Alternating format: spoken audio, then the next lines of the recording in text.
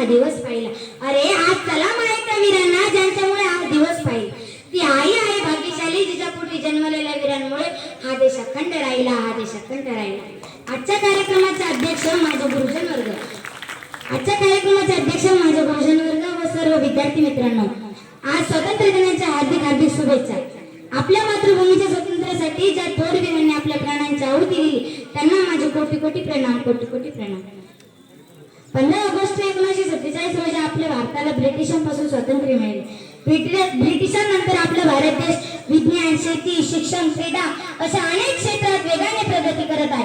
पण भारतात दहशतवाद, गरिबी, असमानता, भ्रष्टाचार अशा अनेक समस्या सुद्धा आहेत. चला तर मग आपण प्रतिज्ञा घेऊ की आपण सर्व मिळून या समस्यावर मात केले पाहिजे. आपल्या परीने जेवढी मेहनत घेता येईल तेवढी मेहनत आपण घेऊया आणि आपल्या भारताला जगातील सर्वोत्तम देश बनवूया. जाता जाता धन्यवाद. एवढं बोलून मी माझे भाषण संपवते. जाता जाता एवढंच बोलते. स्वातंत्र्यवीरांना करूया सच्चर प्रणाम. अरे स्वातंत्र्यवीरांना करूया सच्चर प्रणाम. त्यांच्या निस्वार्थ त्यागानेच भारत बनला महान, भारत बनला महान. धन्यवाद.